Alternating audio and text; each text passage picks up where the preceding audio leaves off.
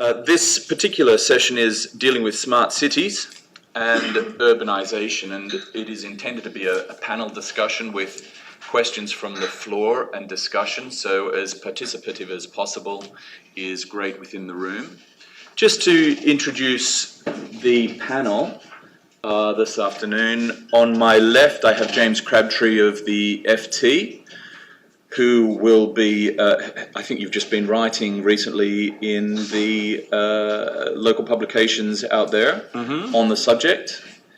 To my right, we have James Kenny, who is at ARUP. ARUP are a global engineering firm. They're in 38 countries, I think, across the world, including India, with offices in Mumbai and Hyderabad. And certainly not least, we have Jen Hawes-Hewitt, who is at Accenture. I tried to, before this session, list out all the countries where 120. Where Accenture is, and I kept losing count. So a truly global firm, and Jen is leading the Global Cities Management Consulting business at Accenture. The purpose of today's session is to talk about smart cities in the context of India, and it's both dealing with technology but also politics in one sense, because there has been a prioritisation to choose amongst 100 cities, a first 20, and progress on from there. How much has politics, do we think, played in the prioritisation, first of all, and how is that directing the activities that have gone on in the last year? Would anyone like to start with that? Well, for me, I think Prime Minister Modi's come in, he's looking for a big vision, he's looking for a new future for the country, and smart cities, I think he caught the zeitgeist there, and it seems like he's picked it up and run with it, and he's made quite a decent fist of it so far. I mean, it's a hugely ambitious programme, the funding, has got a long way to go, but certainly as a way of garnering interest and having an ambition for the country, I think it's a really impressive initiative. Thanks, James.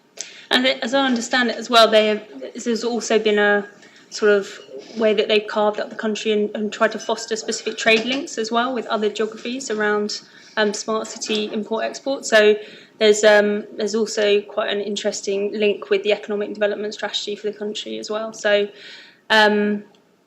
But I think what's interesting also in the India context is the new build versus the existing cities, which I spend a lot of my time in Europe, so it's usually with these archaic cities that are creaking on their infrastructure. But you have the opportunity in India to build cities from the ground up. So some of those projects are very interesting dynamic as well. I'm very happy to take questions, of course, from the floor to tease this out. Yes, and can I ask that with a microphone, just briefly introduce who you are and then direct the question to the panel. Thank you. Hello, my name is Simon Reed. I'm with the Anglo-Indian Group, and we're promoting real estate development and private equity into India, and particularly promoting British brands into India. I'm fascinated to know and wanted to get in early because it's probably the right time to. Could you please tell me what your definition of a smart city is? James? Well, it might be quite helpful to, you can probably get 1,000 different definitions of this, but I'll tell you what the Indian government thinks it's doing with these smart cities. So this comes back to something we talked about in the opening session about Modi and his love of sloganeering. And Modi loves the idea of smart cities and has done since he was a state chief minister, because not only is the city that his government was based in, Gujarat, sort of considered to be one of the smarter cities in India, but he's building a showpiece new city right next door called GIFT, the Gujarat International Finance something. I can't remember what the T's for. And so he really loves the idea of sort of making a leap from chaotic, disorganized cities to something that looks like, I don't know, Seoul or Tokyo, by putting in lots of bits of kit. And so what they've been doing is they're having a national contest to identify 100 smart cities. He'll talk about building 100 new smart cities, and that, a little bit, as you just said, makes it sound like they're going to build 100 new cities. which isn't what they're doing. What they're doing is taking little neighborhoods in particular cities, or often out of those 100, for instance, 4 or 5 of them are in bits of Mumbai, and they're taking little neighborhoods in bits of Mumbai or Delhi or some second, third tier cities, and they're coming up with projects to try and take these neighborhoods and do something interesting with them, often involving bits of kit. And that can be almost anything from installing smart electricity grids to putting Wi-Fi on buses, all sorts of stuff.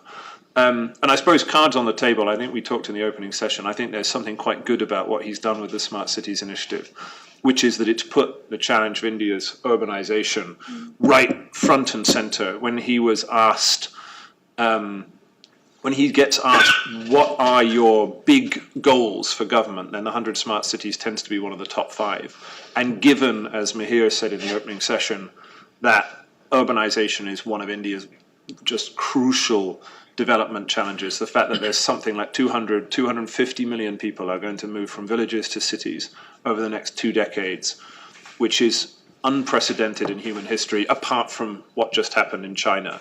But the Chinese are rather better at organising this sort of mass movement of people than India is. So getting something which makes that concrete is crucial. But for reasons we can debate if you want, I have very little faith in the Smart Cities project that they have going at the moment as the answer to that question, if you see what I mean. Anyway, but in answer to your point, you'll get 1,000 different definitions of what a smart city is, and often these are cooked up by sort of private sector consultants like IBM or Cisco, who have huge interest in selling expensive bits of technological kits, often in emerging markets that might be better advised to spend their money on something a bit more rudimentary in terms of urban planning. So. Jen, are you seeing factors that are you're evidencing as being India-centric, if you like, as to what smart cities connotes? Because it is a wide bandwidth of potential technology, urbanisation. Yeah, I mean, it is interpreted differently in the different contexts. I think a common thread that runs through it is what is the potential enabling role of technology to improve citizen outcomes. So that would be the kind of common thread that I see. I think those cities that are really switched on are thinking about it across, the social, the economic, and the environmental lenses. And I think in that economic lens, that ability to understand the interrelationship between if you get your smart city strategy right, how does that improve your local digital businesses? Which I think actually, some of the research we've done with Nesta and the Future Cities Task Force is focused on what is that interrelationship. And then I also think about, in terms of the services, it really has to focus on, how do you transform the day-to-day life of citizens? How do you not make it this cold technology vision that just doesn't resonate, that doesn't really have much of a political narrative beyond, appealing to the likes of tech geeks? And then I think digital government as well is a really important part of it, and maybe is slightly trickier to implement, but it is key, which is how do you, use technology to improve data-driven decision-making within government? How do you use technology to increase the amount of digital democracy?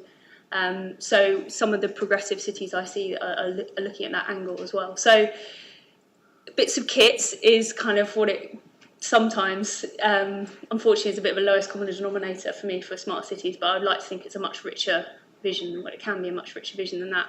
I think in the India context, clearly in a country where a lot of people do survive under $1 a day, talking about shiny things and talking about, the future's already here and all this stuff, it can feel a little bit empty. And so I think it goes back to just being very focused on citizen outcomes and being, looking at things like healthcare and other domains that even if they, don't have the same thing as Wi-Fi on a bus, for example, just trying to understand, what are the services that are actually really lacking and how do we prioritise those? So that would be my stance. Okay. there's a theme then that smart cities for India is broader than technology or innovation. It's about the urbanisation. It's about social services, bringing the fabric of the communities together. James, from an engineer's perspective, and at ARUP, are you seeing particularities of the work that your organisation is doing in India, and by way of contrast to perhaps the Western Europe, elsewhere in the States? Certainly.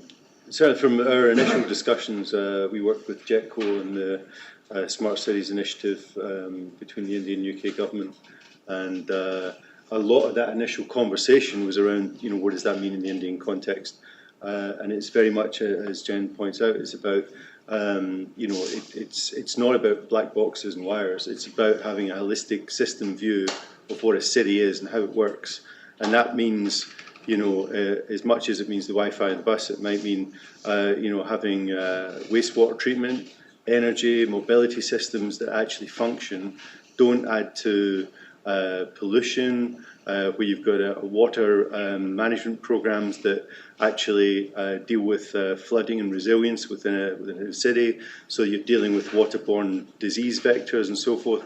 All of these things are smart, and it's about how you use and leverage the technology to make them more effective. Now that takes a lot of broad thinking, and I think the big challenge for me from an engineering point of view is that there's lots of good systems thinking ideas out there, but you also need the capacity building within the cities themselves, and I think that's where, I think Modi and the team have done a pretty good job in starting the ball rolling, but without the capacity devolved right down at the municipal level, that's still going to be quite a challenge to actually make these things happen on the ground. And it's still early days. I beg your pardon, we'll take a question from the floor. Just one moment while we bring around the microphone for you. Thank you.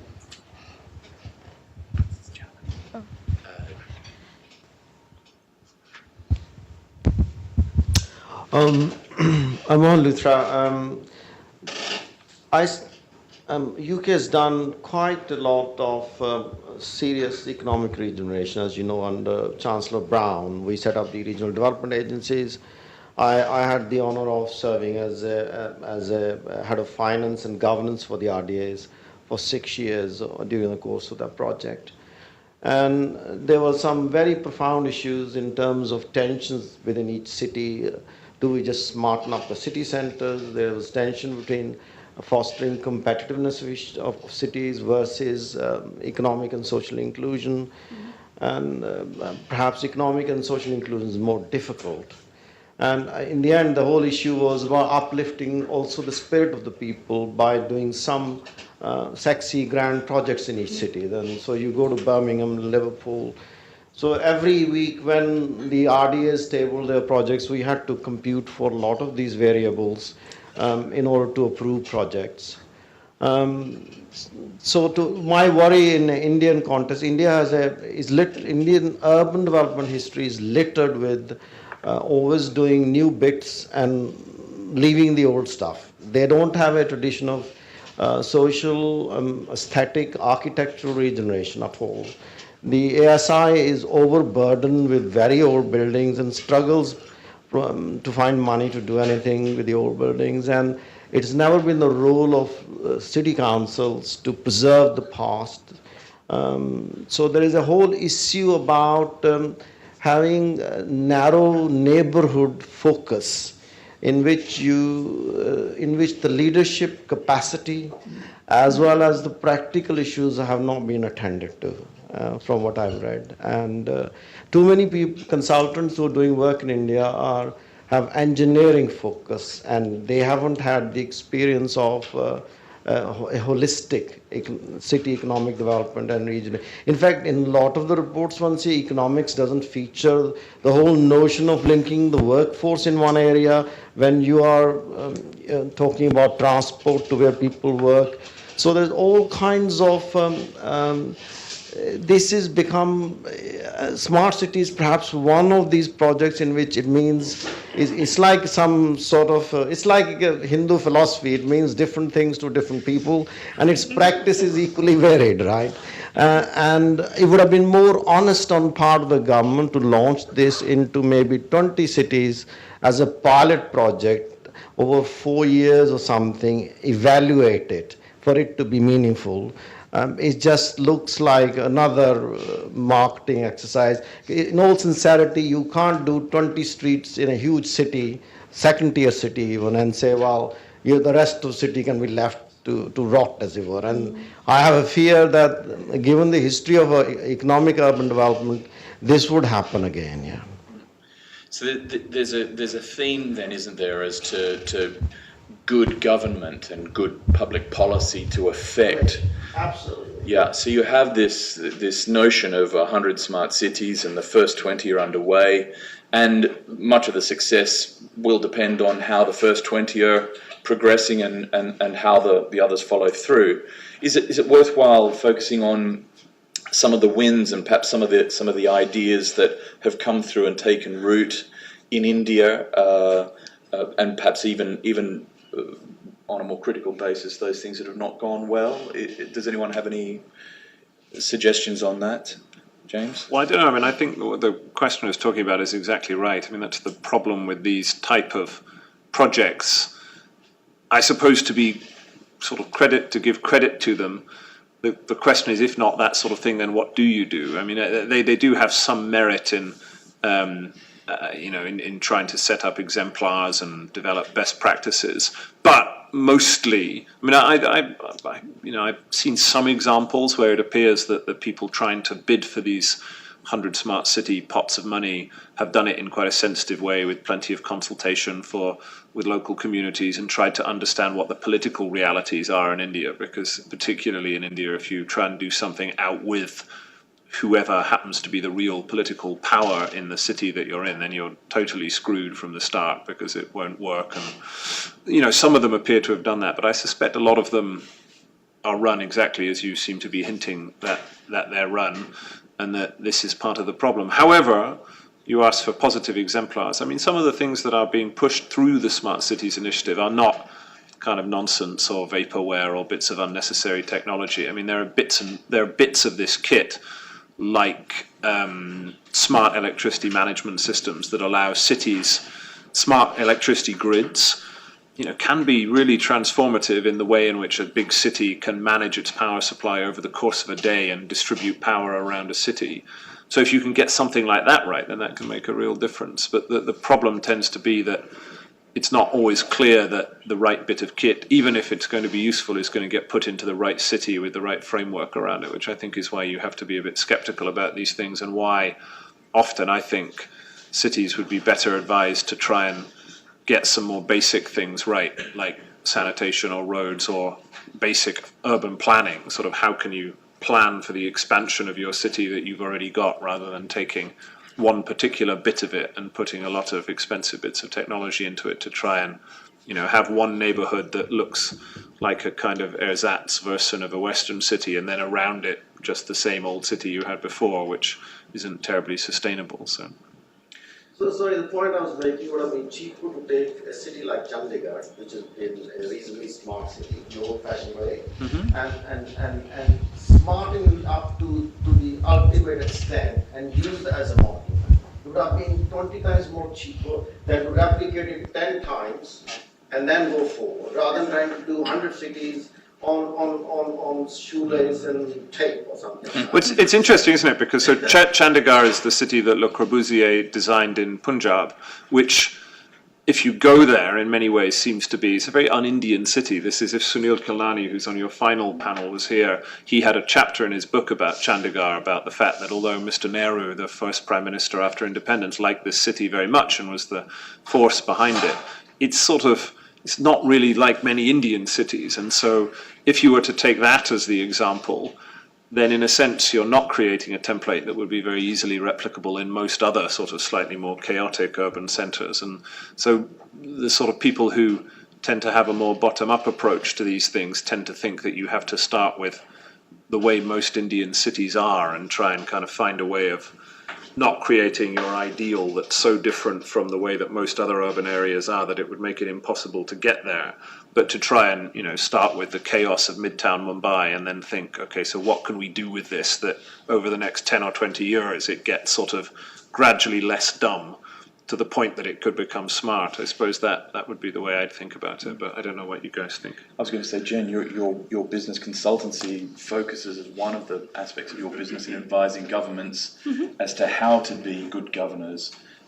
Is that something that it sounds as if it's very relevant for us here in answer to your question?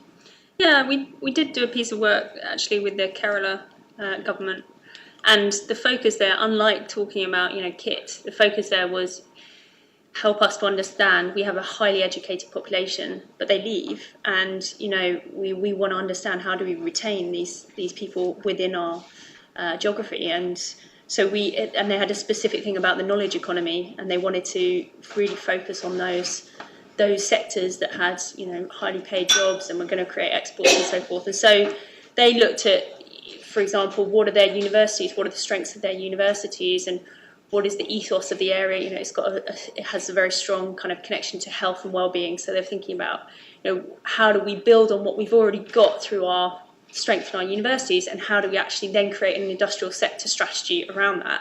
And that for me, and then, you know, how do we attract, you know, they looked at where is the growth happening in various sectors within a 3-hour flight range, and trying to figure out, you know, who are going to be our export partners for this. And so it was really focusing from the economics first, figuring out, well, then what's the industrial sector strategy, then figuring out how does that tie to what infrastructure we need to build, you know, laboratories, whatever, new university campuses, etc. And then sort of saying, right, that's going to be our regional development strategy, which I think is more like maybe the discipline that we have up here. But if you don't start from the economics and how do you figure out who you're trying to attract and why, and how you build on your existing strengths, then I do think you come unstuck quite quickly. But I think there's that, as I say, that was a piece of work we did with the Kerala government. So there is some parts of India that are asking the question in the right order, I think. I think we had a question from over this side of the... My name's David Walker. I'm a residential property developer in India, have been for the last 10 years or so, and I am a bit of a skeptic on the smart cities concept. As a developer, we've been developing quite large townships on sort of growth corridors, and the biggest, you know, we're not trying to build dumb places. So in a way, what the private sector is trying to do is build housing that is suitable for people, and we're aimed at the middle income sectors. But the biggest frustrations we face is there's road connectivity, so there's no transport, electricity supply. So we have feeder electricity that runs for 11 hours a day, so you have to run backup generator sets. You get no water supply, so you sink bore wells, and refuse collection. So for me, smart cities in India just deals with the very basic things. Just try and do those things right. And I think most of those things are provided from local municipalities, and they're highly inefficient in terms of keeping pace with whatever the planning that is approved is never delivered on. And that's despite customers paying a contribution to what's called external development charges, which is supposed to fund that. But unfortunately, that doesn't come through. So trying to be high-tech and apply Western solutions to India, in my mind, doesn't work. If we can get 4 or 5 basics, get some roads, get some electricity, get some water, and get some refuge collection, that I think would be a huge step forward. Sounds like there's a need for more civil engineering. James, these are fundamentals of utilities, and is that part of what your officers are trying to deliver? Again, go back to that initial conversation when we talked about smart cities in the Indian context. It was exactly those things that have to be in place. That, you know, it's your basic good urban town planning that is the one of the core elements of a smart city, and it feeds into your resilience. But of course, what you can do is that especially when you're doing new developments, is you can already plan to be a bit smarter in terms of how you go about that. So linking, and again, I appreciate the comment about the pace of the planning process, keeping up with the approvals. when we're looking at smart energy, so waste energy plants integrated with new developments, especially where there's going to be light industrial that could provide the fuel, thinking more about the circular economy and how that can be introduced. But again, all of that requires a lot of that municipal understanding. And of course, that's the thing I think that you've alluded to there, that we probably still don't have yet. And I think with this Smart Cities programme can help build up some capacity in that area. It's going to be a long while getting there, and I wouldn't be, appreciate James's point. It's you can be quite cynical about these things as well. But if we don't try, we'll never get there. And I think there's a great opportunity in looking at how to manage the water supplies smarter. Reusing wastewater. All these things are essentially smart modules that you can add in to any kind of planning process, but you have to understand the starting point and how you're going to work with it right from the beginning, because trying to retrofit it later on is expensive, slow, and oftentimes too late. Yes, another question from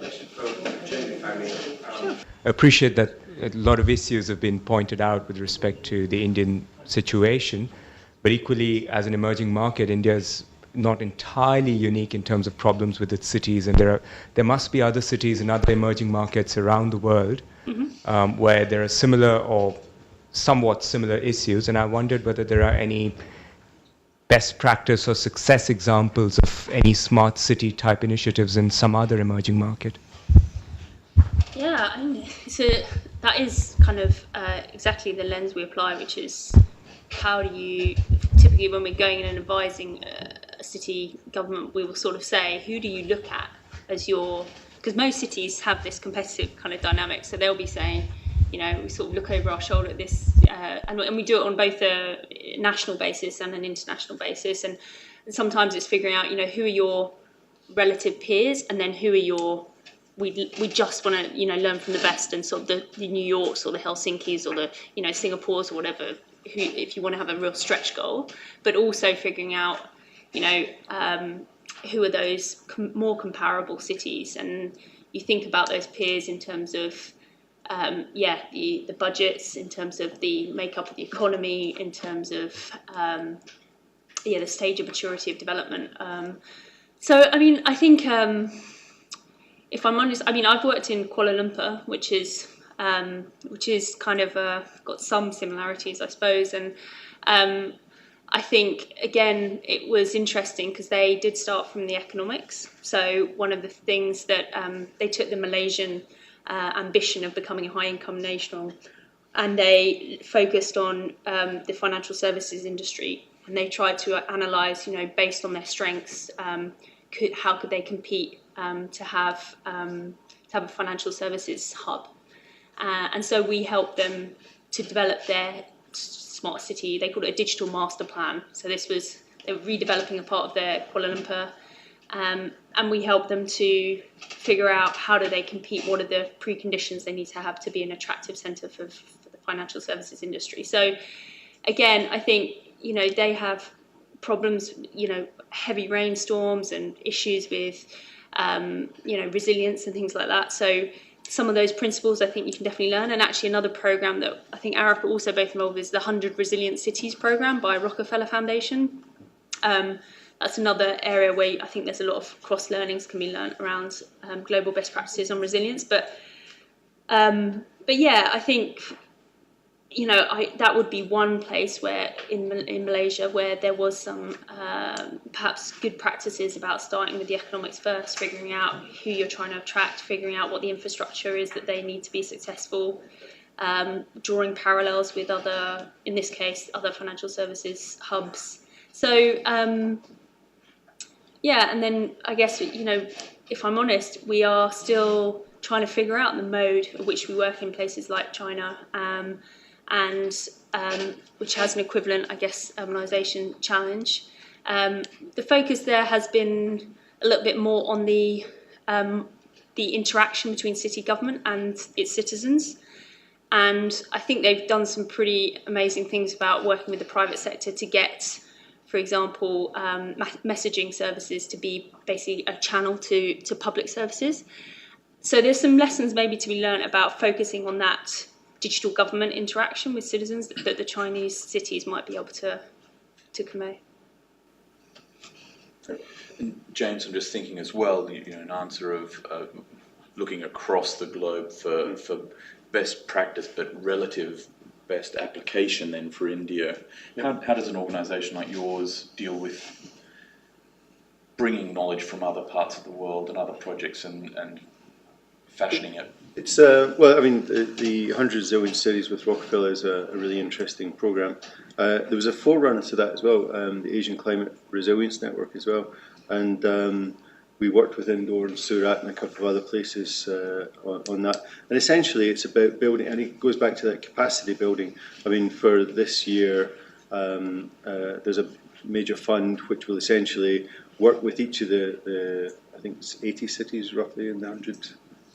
Rockefeller 100 cities at the moment. So they're looking to get funding and install a person who will be responsible for resilience in that city to work with the mayor, work with the authorities and the municipal level to help them understand how this actually works in practice, rather than having just say, well, here's some cases of what's happened elsewhere.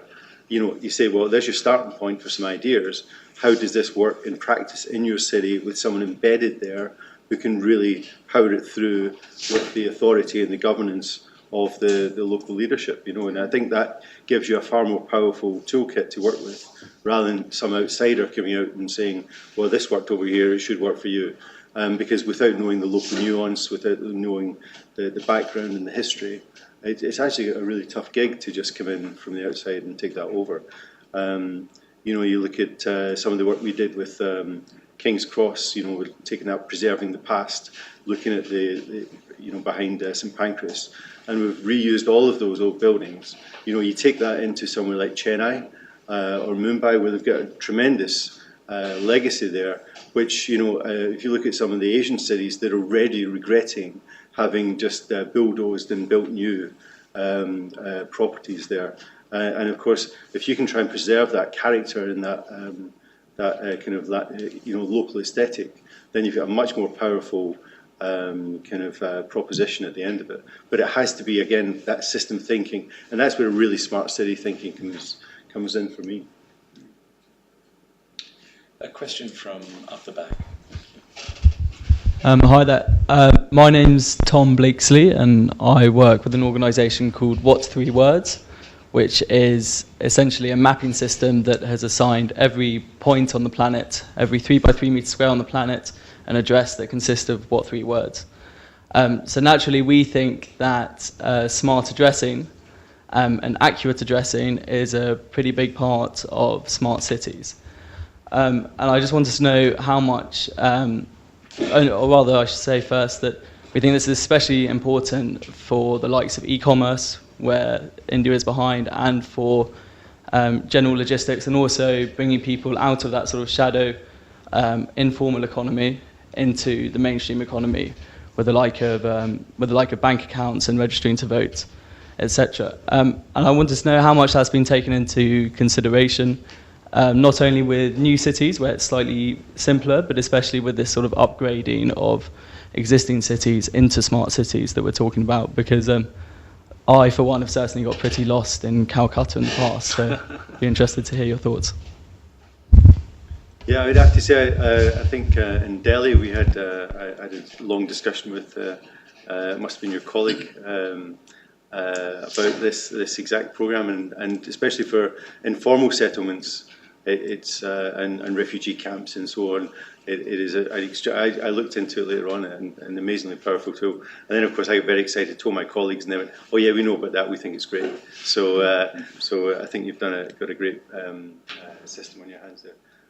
But of course, how you take that out and utilise it in the real world, I think it's got to be quite a long kind of process to get it to pick up. But I think it's impressive to me.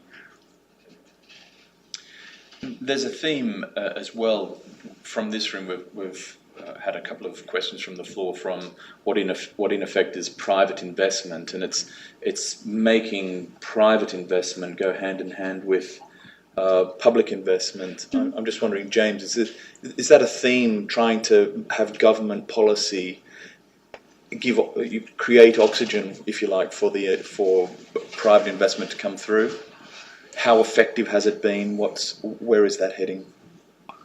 Gosh, it's a complicated question. I mean, the money that is going into these 100 smart cities, for instance, is a mixture of public-private money, and you see some very large numbers. I think we're up to, there's been three rounds of the cities have been announced, and the amount of money that's meant to come into it is something like $12 billion, but that's all funny money. The amount of state money is pretty small, maybe $500 million, which again, if you divide that between 25 cities, you begin to see that you're not talking about serious money, and what they're hoping is that will catalyze a lot of private sector investment. I mean, I presume this has to be a public-private partnership. I mean, the state can't pay for all of this. Most of the contractors are from the private sector, and so you're hoping that a kind of combination of these things is going to work. Again, I would wonder whether a more traditional division of labour in which the state takes the lead, given India has had such problems with public-private partnerships over the last decade, that the state takes the lead on the development of basic infrastructure, be that transport infrastructure or the kind of underlying pipes in the ground that you need to expand a city, might be, if you can sort that out, then given the sheer demand for urban space in India, then there ought to be a market in the rest of it, if you see what I mean. But anyway, I mean, I guess this has to be a public-private partnership of some sort, and will be.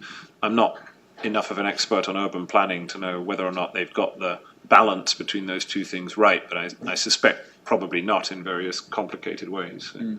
Just before we take a question from the floor, Jen, this idea of the marriage between public funding, private investment, did you have any particular thoughts? I mean, not from an Indian context specifically, but if I look at some of the work we're doing in the States, so there's for example, a special vehicle that was set up to represent the city's needs and communicate those to not just the private sector but also the university sector. So this company, City Digital, basically are funded through subscription fees from the private sector, but there is a commitment from the city and the CIO of the city that they will kind of post challenges into this group, and that if those challenges have a viable commercial model and you can prove that they save money for the city, then they will be paid for ultimately by the city, and therefore it's basically creating this kind of this dialogue between the city and, as I say, it's not just the private sector, it's also the local universities and so forth, and UI labs are involved. So I think there are models. I mean, in that case, actually, it's got a geospatial angle because they identified that there was a lot of wastage from digging up the roads to find out what the pipes were underneath. So we focused on kind of use of the Internet of Things and to do underground asset mapping, which probably has a lot of relevance in the Indian context. But the city have said, this is a major issue for us. It causes congestion, it frustrates people, etc. If we currently have this defunct system, if you can provide us with a technology solution for it, we will, really direct the money that we currently spend in the defunct system towards this new system. So there's a dialogue. It's been, a pilot's been running for several months. So I think, but it relies on, the city then being able eventually to say, we're going to take that on and we're going to fund that, and creating that goodwill that the private sector will then continue to hang around. But if it has to sort of come to a point where it is picked up by the city. Otherwise, I think the private sector will eventually get frustrated. So that's kind of some of the models I'm seeing in other places. I think very quickly before the session ends. Thank you. To say that the build, operate, and sort of run systems, as it were, on a partnership basis, have a mixed outcome in India. One of the recently some work by Mrs. Walia, Montek Walia's wife. She's a land economist, and she chronicled the evidence that one of the major issues for public-private partnership in India is that there's no one. You can't have insurance or underwriting for in terms of getting paid. So a lot of water projects, recycling, sanitation projects, private sector was contracted, and then the local authorities failed to pay the bills. And this is going to make public-private partnerships very difficult, and it is an issue for the central government how to assure the private sector that they won't be out of pocket at the end of having launched projects. Yeah. Thank you very much. I think that brings us to the end of this particular session.